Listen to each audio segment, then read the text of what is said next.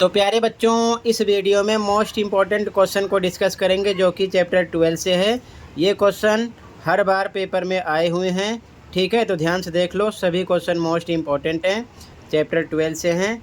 ये चीज़ ध्यान में रखना, दोनों मीडियम में एक साथ। ठीक है, आपके प्रैक्टिस पेपर में भी क्वेश्चन यहाँ से किए गए हैं और सभी चैप्टर की जो डीओ की तरफ से रिवीजन वर्कशीट प्रोवाइड की गई है उसकी प्रैक्टिस कर लो। दोनों मीडियम में अपलोड है। मोस्ट इंपॉर्टेंट क्वेश्चन है, सभी क्वेश्चन यहीं से आएंगे, ध्यान रखना। हर एक चैप्टर के मोस्ट इंपॉर्टेंट क्वेश्चन मेंशन है, तो अच्छे से पढ़ लो। सभी क्वेश्चन हर प्रकार से हर एक चैप्टर के सेपरेट आए हुए हैं। आ जाओ सीधा क्वेश्चन पर। ये वर्कशीट 19 सितंबर के लिए है, दोनों मीडियम में डिस्कस करेंगे चैप्टर 12 से। ध्यान से देखो। ठीक है, क्वेश्चन है, question number 1 to 4 are multiple choice questions. प्रश्न संख्या 1 से 4 बहुविकल्पीय प्रश्न है। Select the most appropriate option from the given options. दिए गए विकल्पों में से सर्वाधिक उपयुक्त विकल्प का चयन कीजिए। ठीक है, फर्स्ट क्वेश्चन ध्यान से देखो। Question 1, in A bar graphs the width of the bars should be. दंड आलेख में दंड यानी बार की चौड़ाई होनी चाहिए। तो दंड आलेख में जो चौड़ाई होती है वो समान होनी चाहिए। कैसे, मैं एग्जांपल दिखा रहा हूँ, ध्यान से देखो। ये आपका दंड आलेख है, ठीक है, यानी बार ग्राफ। तो इसमें इसकी चौड़ाई समान होनी चाहिए। ठीक है, ये चीज़ ध्यान में रखना। क्लियर है? आगे देखो ध्यान से। ठीक है, तो यहाँ पर आपका फर्स्ट में बी ऑप्शन हो जाएगा समान, यानी कि इक्वल। ठीक है, तो ध्यान से देखो, फर्स्ट क्वेश्चन में बी ऑप्शन लगाओगे आप, समान यानी कि इक्वल। अगला question, question second, A histogram is used for representing which type of the data. आयत चित्र का उपयोग किस प्रकार के आंकड़ों को प्रदर्शित करने के लिए किया जाता है। तो बच्चों, सतत आंकड़े यानी कि कंटिन्यूअस डेटा। ये मैंने आपको पहले भी समझा रखा है। अगर सारी वर्कशीट, सभी असेसमेंट, सभी प्रैक्टिस पेपर किए हो तो समझ जाओगे, सब कुछ सेपरेट समझा रखा है। ठीक है, तो यहाँ पर बी ऑप्शन हो जाएगा। ध्यान से देखो, क्वेश्चन 2 में बी ऑप्शन है, सतत आंकड़े यानी continuous data.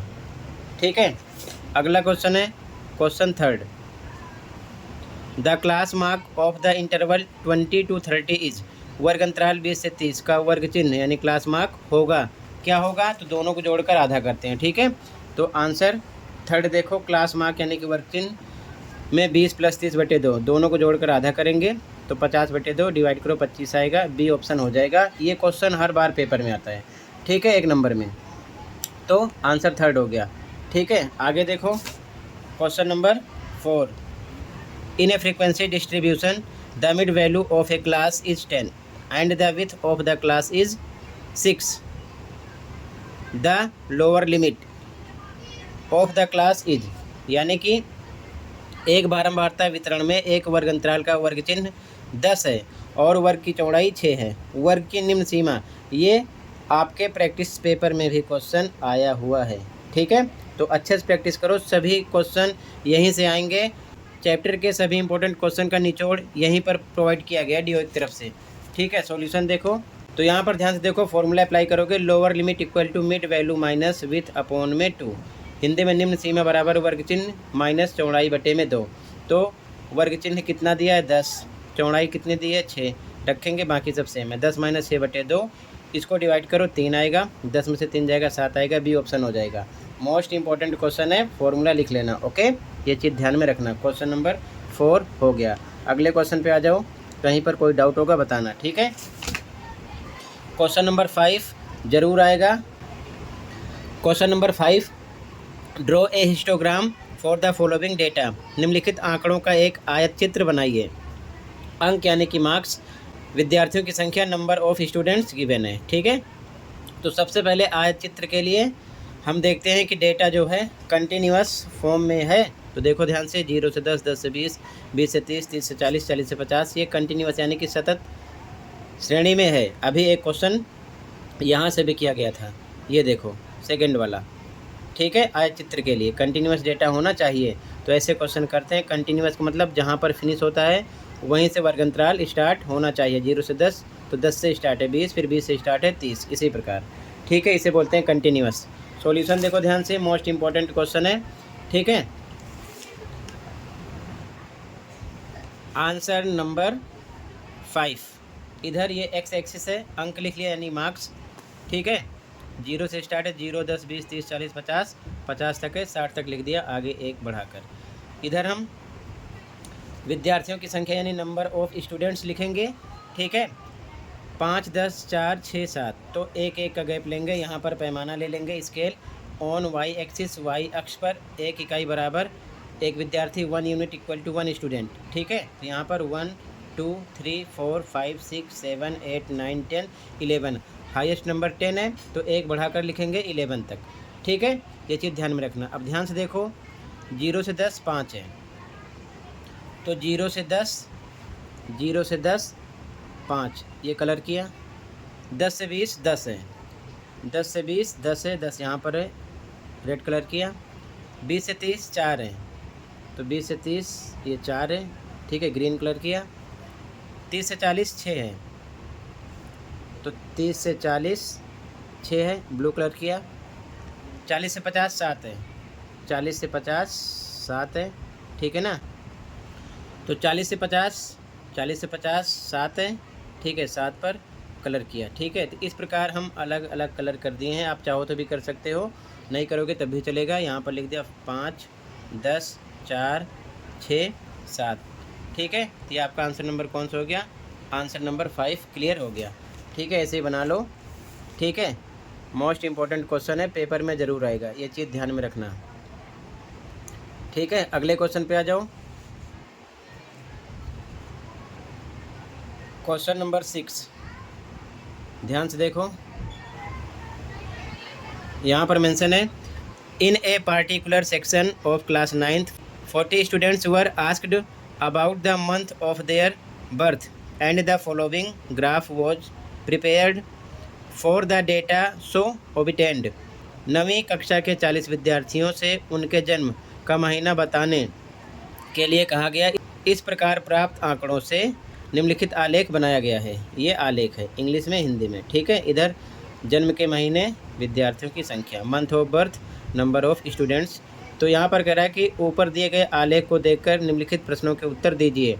Observe the bar graph given above and answer the following questions. पहला क्वेश्चन है, नवंबर के महीने में कितने विद्यार्थियों का जन्म हुआ? How many students were born in the month of November. तो ध्यान से देखो, नवंबर में कितने बच्चे पैदा हुए हैं? ये नवंबर है, ठीक है। अगर हम इसको सीधा सीधा ले जाएंगे तो 4 पर मिल रहा है, ठीक है। ये चीज़ ध्यान में रखना, नवंबर का आपका 4 पर जा रहा है, ठीक है ना, ये नवंबर का है, ठीक है। तो ध्यान से देखो आंसर 6 के फर्स्ट में लिखा है 4 स्टूडेंट्स यानी 4 विद्यार्थी, ठीक है। अगला क्वेश्चन कह रहा है, ध्यान से देखो, किस महीने में सबसे अधिक विद्यार्थियों का जन्म हुआ? In which month were the maximum number of students born. तो देखो सबसे बड़ा ग्राफ कहाँ पर है? ये है, कौन से महीने में? ये अगस्त में, ये सबसे बड़ा है अगस्त में, ठीक है। तो सेकंड का आंसर लिखेंगे इन अगस्त मंथ इंग्लिश में, अगस्त महीने में हिंदी में। ये 6 का आंसर हो गया, फर्स्ट का सेकंड का, ठीक है। अगले क्वेश्चन पे आ जाओ, कहीं पर डाउट होगा बताना। अगला क्वेश्चन देखो, क्वेश्चन 7 नीचे दी गई सारणी में 400 नियॉन लैंपों के जीवन काल दिए गए हैं। The following table gives the life times of 400 neon lamps.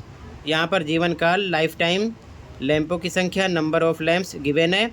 नीचे क्वेश्चन है, एक बारंबारता बहुभुज की सहायता से उपर्युक्त सूचनाओं को निरूपित कीजिए। Represent the above information with the help of A frequency polygon. तो फ्रीक्वेंसी पॉलीगन 2 तरीके से हम बना सकते हैं। एक तो हम आयत चित्र के माध्यम से बना सकते हैं, यानी कि हिस्टोग्राम के माध्यम से, और दूसरा हम बना सकते हैं बच्चों बिना आयत चित्र के माध्यम से, बिना हिस्टोग्राम के माध्यम से। तो ध्यान से देखो, हम आयत चित्र के माध्यम से बनाएंगे ताकि आपको आयत चित्र बनाना भी आ जाए। अगर हम बिना आयत चित्र के माध्यम से बनाएंगे तो हमें एक बॉक्स और यहाँ पर बनाना पड़ेगा, हमको मिड वैल्यू निकालना पड़ेगा, यानी कि वर्ग चिन्ह निकालना पड़ेगा। तो इसके लिए हमें ये टेबल बनाकर एक टेबल अलग से ऐड करना पड़ेगा। अगर हम बिना आयत चित्र के बनाएंगे तो यहाँ पर हम आयत चित्र के साथ बनाएंगे ताकि हमें आगे कोई बॉक्स बनाना ना पड़े, ध्यान रखना। तो स्टार्ट करते हैं, ध्यान से देखो। तो ध्यान से देखो सॉल्यूशन, ये एक्स एक्सिस हो गया और ये वाई एक्सिस हो गया। ठीक है, क्वेश्चन पर फोकस करो, ध्यान से देखो ताकि समझ में आ जाए। यहाँ पर देखो ध्यान से, क्वेश्चन में बच्चों जीवन काल, इधर हमने जीवन काल यानी लाइफ टाइम लिखा है।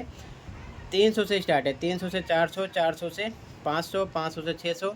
इसी प्रकार ये कंटिन्यूअस फॉर्म में है यानी सतत श्रेणी में है, तो हम किंक लगाएंगे। यहाँ पर अगर हम जीरो ले रहे हैं तो 300 से स्टार्ट हो रहा है, तो इसे बोलते हैं किंक। ठीक है, इस प्रकार से किंक लगाएंगे, सिंबल होता है। फिर यहाँ हम इससे 300 से एक वर्ग अंतराल आगे लेंगे, बीच में गैप कितना, 300 से 400 100 का, 400 से 500 100 का, तो 100 आगे बढ़ेंगे, तो 300 से पहले 100 आगे बढ़ेंगे 200 आएगा, तो यहाँ हमने लिखा 200। ठीक है, ये 200, 300, 400, 500, 600, 700, 800, 900, 10, 100 यानी कि 1000 है। अब इसके बाद में हम एक स्टेप आगे भी बढ़ेंगे, 1000 के बाद 1100 भी लेंगे। ठीक है, क्योंकि हमें इनके मिड पॉइंट की ज़रूरत पड़ती है बारंबारता बहुभुज में यानी कि फ्रीक्वेंसी पॉलीगन में। तो 300 से स्टार्ट किया तो हम एक स्टेप पहले लेंगे और 1000 यहाँ पर मेंशन है, तो 1000 के बाद भी एक स्टेप आगे बढ़ेंगे। ये चीज़ ध्यान में रखना, समान गैप से।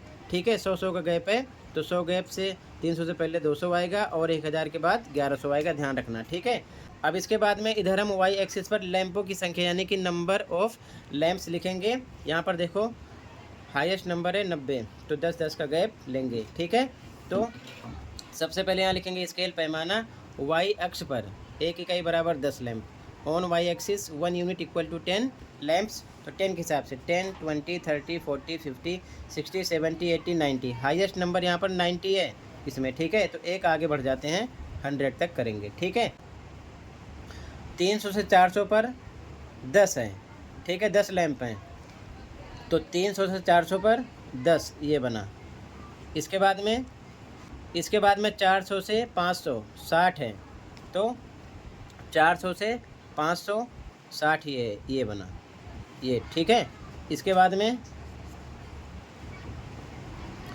500 से 600 60, तो 500 से 600 इसकी भी हाइट 60 तक रहेगी। ठीक है, ये बना। इसके बाद में 600 से 770, तो 600 से 770 ये 70 यहाँ पर है, ये बना। ठीक है, इसके बाद में 700 से 890 है, तो 700 से 800 ये लाइन बढ़ेगी 90 तक, ये 90 है, ये बना। ठीक है, इसके बाद में 800 से 960 है, तो 800 से 960 तक ये बनाएंगे। ठीक है, इसके बाद में 900 से 1050 है, तो 900 से 1050 ठीक है बनाएंगे। अब ध्यान रखना, जो हम 300 से पहले एक स्टेप लिए हैं यानी 200 लिए हैं, और 1000 के बाद एक स्टेप लिए हैं 1100 लिए हैं, इसका काम यहीं पर होता है बारंबारता बहुभुज में, क्योंकि हमें मिड पॉइंट की ज़रूरत पड़ती है। तो इसका मिड पॉइंट बीचों बीच में ये आया मध्य बिंदु, इसका मिड पॉइंट यहाँ पर, इसका मिड पॉइंट यहाँ पर, इसका मिड पॉइंट यहाँ पर, इसका मिड पॉइंट यहाँ पर, इसका मिड पॉइंट यहाँ पर, इसका मिड पॉइंट यहाँ पर, और जो आगे बढ़े हैं इसका भी मिड पॉइंट लेंगे। 1000 से 1100 के बीच में मिड पॉइंट यहाँ पर, और 200 से 300 के बीच में मिड पॉइंट यहाँ पर, सबका मिड पॉइंट लेंगे क्योंकि इनको हमें एक दूसरे से मिलाना होता है। तो यहाँ से स्केल की सहायता से इसे मिलाएंगे, इसे यहाँ मिलाएंगे, यहाँ से यहाँ मिलाएंगे, यहाँ से यहाँ मिलाएंगे, यहाँ से यहाँ मिलाएंगे, यहाँ से यहाँ, यहाँ से यहाँ, यहाँ से यहाँ। ठीक है, हमें इनको एंड करना होता है, फिनिश करना होता है। तो ये यहाँ पर फिनिश हो जाएगा, ये यहाँ पर, यहाँ से यहाँ पर फिनिश हो जाएगा।